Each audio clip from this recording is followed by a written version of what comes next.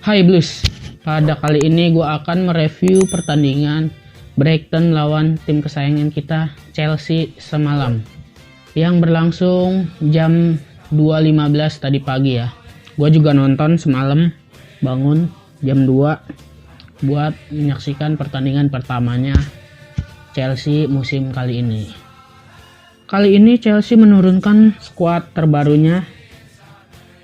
Werner bermain, namun sayangnya Ben Chilwell masih cedera. Hakim Ziyech juga cedera saat pertandingan lawan Brighton juga, tapi pas pramusim kemarin sebelum bermain di IPL ini. Terus juga Thiago Silva yang masih belum mengikuti sesi latihan. Line up-nya sendiri di belakang menurunkan Kepa, terus ada juga Zouma, Christensen. Lalu di kanan ada Reece James, di kiri ada Marcos Alonso. Dengan tengahnya menempatkan 3 pemain andalan Chelsea, yaitu Jorginho, Kante, dan attacking midfieldernya si Loftus-Cheek. Dengan ditopang 2 pemain sayap, Kai Havertz bermain di kanan, di sebelah kirinya menggunakan Mason Mount, si anak emas dari Lampard. Depannya make si Timo Werner, striker baru kita guys. Pada pertandingan kali ini Chelsea nggak segreget biasanya ya. Biasanya Chelsea bermain dominan di tengah, terus langsung menyerang. Kali ini Chelsea juga sempat keteteran melawan Brighton ini. Di 2 laga sebelumnya Chelsea juga belum berhasil menang lawan Brighton sendiri, Blues. Di bulan Januari kemarin imbang 1-1. Terus di pramusim kemarin juga imbang 1-1. Tapi kali ini The Blues berhasil menang dengan skor cukup meyakinkan 3-1. Golnya dicetak oleh Jorginho melalui titik putih, lalu juga Zouma dan juga Reece James, dan ada balasan gol dari Brighton sendiri dari luar kotak penalti. Nah, yang gue sayangkan ini gol dari luar kotak penalti ini, lagi-lagi Kepa belum berhasil menunjukkan kelasnya sebagai pemain termahal The Blues saat ini ya. Sekaligus kiper termahal juga di Premier League. Dia gagal menangkis tendangan yang sebenarnya nggak cukup kenceng ya, pelan doang sebenarnya. Cuma emang rada ke pojok sih, sama sempat mantul ke tanah dulu. Tapi sebenarnya masih bisa ditangkis sih sebenarnya. Kalau kipernya Oblak mungkin bisa ketangkis. Emang Kepa ini masih terlalu kecil ya badannya untuk ukuran kiper. Jadi itu sangat disayangkan, 1 gol kecolongan. Namun baiknya di belakang udah cukup terkoordinasi nih belakangnya. Karena Brighton sendiri menguasai 52% gitu, 52% possession di tengah. Kenapa? Karena lini tengah Chelsea semalam bermainnya cukup buruk gitu, terutama Ruben Loftus-Cheek. Dia sering mendribble bola, sering kehilangan. Udah gitu passingnya juga masih berantakan lah. Dia masih belum menemukan touch-nya karena dia sendiri emang baru pulih dari cedera ya. Jadi wajar lah. Tapi menurut gua harusnya Chelsea menempatkan Hudson-Odoi di sisi kanan. Si Kai Havertz ini nempatin di IMF. Jangan RLC dulu, jangan si Loftus-Cheek dulu, karena pas pramusim juga kemarin masih jelek mainnya. Mungkin masih cederanya belum begitu pulih ya. Untuk lini depan Chelsea sendiri, Werner bermain cukup baik. Werner bersama Mason Mount bermain cukup baik. Di sisi kiri si Mason Mount sering menciptakan peluang. Werner juga titik putih yang didapat The Blues juga berkat skillnya Werner yang memanfaatkan kesalahan pemain, lalu dia menggocek kiper, namun akhirnya dia dilanggar. Akhirnya berhasil dieksekusi dengan baik oleh Jorginho ya. Namun Kai Havertz sendiri di sisi kanan perannya belum terlihat banget lah. Karena menurut gua dia ini kurang cocok di sayap. Dia lebih cocok sebagai creative midfielder role-nya, bukan sebagai pemain sayap. Dia ini menciptakan 88% passing akurasi ya, cukup baik lah.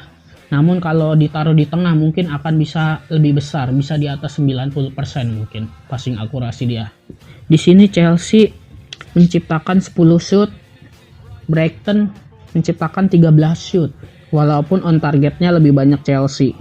Chelsea 5 kali on target, Brighton hanya 3. Jumlah pass-nya juga kalah Chelsea, jumlah passingnya hanya 456, sedangkan Brighton lebih banyak 497. Di sini Kepa melakukan 2 save, kiper musuh juga melakukan 2 save. Dan menurut gua lini belakang Chelsea ini cukup solid kali ini. Nggak panik, udah bisa melakukan transisi antara menyerang dan bertahan juga sudah cukup baik. Di sini Kante bermain cukup baik, Zouma bermain cukup baik, Reece James juga baik. Yang kurang menurut gua RLC kurang ya. Loftus-Cheek dia sering kehilangan bola. Akhirnya dia diganti dan di babak kedua berjalan dengan baik akhirnya pertandingan. Barkley masuk, aliran bola lebih cepat sehingga terciptalah beberapa gol. Yaitu gol spektakulernya Reece James dari luar kotak penalti itu mantap banget. Dan mantan pemain Chelsea juga si Lemte itu ya, dia bermain cukup baik di sisi kanan penyerangan Brighton, mengacak-ngacak si Marcos Alonso ya. Sayang sekali dia udah dijual. Menurut gua man of the match kali ini ya antara Zouma sama Reece James lah, bermain cukup bagus. Kepa juga ya so-so lah dia, walaupun 2 kali save tapi dia juga kebobolan. Dan dia dengan kebobolan semalam itu menjadikan dia sebagai kiper yang paling banyak kebobolan dari luar kotak penalti. Ini rekor yang cukup buruk guys. Makanya gue berharap semoga Mendy cepat bergabung biar ada saingannya si Kepa. Si Mendy ini kan juga tingginya lebih tinggi dari Oblak ya, tinggi sedikit lah. Badannya tinggi gitu. Jadi buat bola-bola atas mungkin bisa jadi opsi kedua Chelsea. Pada laga kali ini juga Chelsea berhasil menjadi tim ketiga yang mencapai 2000 poin selama bermain di Liga Inggris gitu. Menyusul MU sama Arsenal. Keren. Peran Jorginho sebagai di playing playmaker, dia menghubungkan antar pertahanan dan lini tengah. Namun sayang saat lini tengah menuju ke lini depan itu peran RLC ini kurang bagus. Peran si Loftus-Cheek ini kurang bagus karena sering kehilangan bola. Werner padahal sudah sering turun menjemput bola, membuka ruang, namun passing dari si Loftus-Cheek ini masih sering salah sehingga gagal serangan Chelsea. Kai Havertz sendiri juga sempat beberapa kali salah ya. Ada momen dimana dia ngasih umpan ke Hakim Garis yang bajunya warna hitam. Mungkin dia menganggap itu temennya di Bayer Leverkusen ya, nggak tahu nih. Sempat salah, tapi menurut gua selebihnya dia masih bagus lah. Giring-giring bolanya juga lincah, enak dilihatnya, sehingga dia bisa bermain di tengah sebagai kreatif midfielder. Si Kante bermain sebagai box to box yang membackup semua lini.